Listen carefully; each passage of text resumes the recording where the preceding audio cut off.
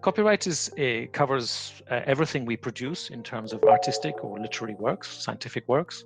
So anything we write, anything we design, anything we paint, record. And as software are lines of code, there's a story in the 1970s when they were wondering how to protect software. And the politicians, they looked at these dot matrix lines of paper. You remember, does anybody remember paper? And the dot matrix printed, and they had the lines of the if, then, go to in BASIC or some languages like Pascal or COBOL. So they looked at this and they said, oh, this is written text. So let's protect it by copyright, like a written work. So, which is really good because it gives automatic protection, just like a book or a photograph. And it protects the author, you guys, the guys who are writing the code. Have these rights as authors' rights. Also, falling under this protection, you will see databases, as the data sets are more and more important. And if you have data which is organized in a collection of structured, organized data, then this will also have protection, either by copyright or by what we call sui generis database rights.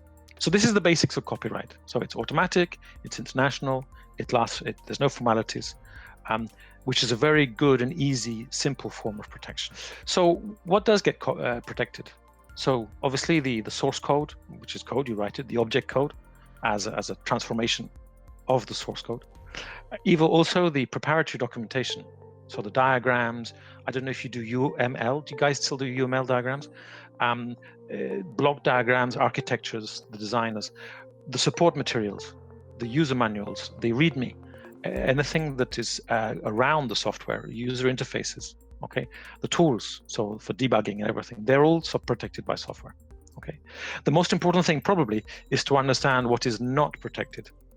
Because if your business depends on the not protected part, then you have to look for something else, like a patent, okay? So the law specifically says that interface information is not protected. This is so that two software programs can work together for interoperability, and so interface information is not protected. There's a bit of a fight about this in the USA at the moment, because there's a case of Google and Oracle, and they're still trying to define if in the US they give some form of protection to interfaces. Data formats is purely mechanical. There's no originality in a data format, so this does not have protection. The actual sentences of code, the instructions in C, C++, whatever, they're not protected.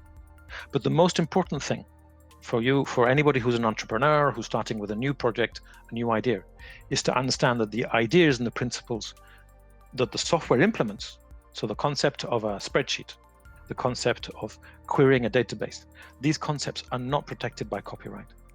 Okay, if they have technical effect and technical functionality, you may think of asking for a patent over this functionality. But the idea, for example, of authentication through biometric mechanisms, so fingerprints or eyes or whatever, this is just an idea, and this can be implemented in many different ways.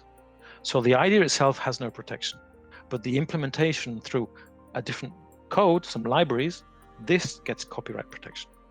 Okay, this is really important because it means that your work is protected, but not your ideas. For ideas, you have to go and look at patents. So basically what you have, you write some code, you have the rights, you have these copyright rights, okay? You can use it as you want, and you can prevent other people taking your code, making copies and reusing it. But if you want to allow them to do that, which is the normal thing, then we need to look at a license, okay? You give them the right to use the code under a license. A license basically is a document or an agreement saying, I am owner, I am the rights holder in this code, and I allow you, the licensee, the user, to use this code in a certain way. And I'm sure all of you have read all the licenses for the software on your computer. Because every morning when you wake up, you turn on the machine, you click and you say, I accept this license, okay? Or when you download or whatever. Those things which you never read, and I know you don't read them. So your first homework is to go and read a license, because it's a great way of falling asleep. This is the document that sets out what you can and cannot do with the software. So you can only use it in Spain, or you can only use it for 1 year, or you can only use it in for commercial purposes in scientific, academic, or environment. And the traditional licensing model is that the user pays for the usage. If you have 30 people working in your company, you need 30 licenses. And what the typical license does not allow you to do is to make modifications or to improve it and to distribute those improvements. Why? Because the manufacturer, Microsoft, SAP, Oracle, they want to reserve this right for themselves so that they can make new versions and then sell new versions, okay, better versions, different versions, okay? And this is the business model, basically, of paying for different types of use. There's no real difference between what we call a free software, like GPL, whatever, or an open source license, like Apache, BSD. That they all comply with the same rules here of freedom to run, freedom to study, freedom to improve, and freedom to exchange. And for people who are scientists or working in a research, this is what you want to do. You want to share things. So there's two contrasts here. One, obviously, the biggest contrast is with closed proprietary software, which don't allow you to transform, share, etc., etc. And obviously, you have access to source code, which the proprietary source code does not give you. Okay, but there's nothing about commercial here. It doesn't say the freedom of open source says nothing about non-commercial. On the contrary, there are many, many, many very large and very successful companies who are selling open source software. Just think of Red Hat. Red Hat is built on Fedora. Fedora is GPL, Linux kernel, and Red Hat stuff. But they are selling versions which are probably more expensive than the Microsoft Server license these days, because they give you a whole load of tools, they give you support, they give you whatever you need in the business.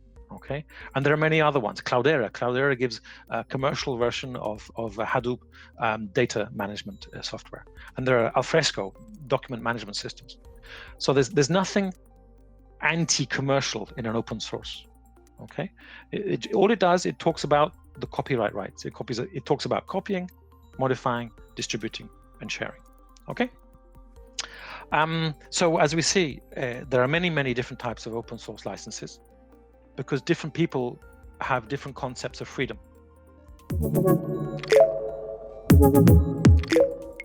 One of the aspects that everybody says, but copyleft or free software is anti-commercial. No. What they did in the copyleft licenses, which is the GPL and other ones, is they said, okay, you do what you want and change it, improve it.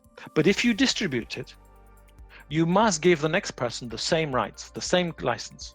So it's like, they say virus because it goes with the code. So if you take copyleft code and you redistribute the copyleft code, then you must also use the same license. So your improvements or your changes, they must also be free. So this is not opposite of copyright. This is not, on the contrary. This is someone, the author, who's saying, look, I'm sharing with the world, but my condition is that you share also. So if you distribute, then you must make it available to everybody. So what we have in this open source world is usually a distinction between what we call permissive licenses, which say, do what you want, and you can embed it in proprietary products, in open source products. Okay, here BSD, MIT, Apache licenses. And what we have called copyleft licenses, which can either be very strong, which say everything you do with this code and all the improvements, they must be open. Or we have weak code, which says, no, my library stays free. But if you improve it and you use it in another program, this does not infect your program. Your program, you can do what you want. So this is probably the most important thing to understand about copyleft, okay? Which means that we have a variety of licenses between permissive, weak copyleft, strong copyleft. And it is important to understand the different consequences of each of these, especially when you're then, building a huge stack with 40, 50, 200 modules, and you've got loads of licenses, and it's important. What you really have to do is to choose the license you want to use, whether it's a FOSS license or an open source license or a proprietary license. What's more interesting, which is more common, is when you have a project which has your code, but also you're using third-party open source components. Okay, so what you have to do is you have to decide on your licensing, whether it's open source or not, but you have to make sure that you comply with what these licenses say. And if this license, for example, is GPL, it may be that all of this must be GPL. So the blue license here must also be GPL. So the copyleft issue is basically, do I have to make my code open because I'm using a GPL library or AGPL or MPL or whatever? And the compatibility issue is, have I got different copyleft licenses in my code? No, I got an MPL, GPL, AGPL, whatever, because they can be incompatible with each other.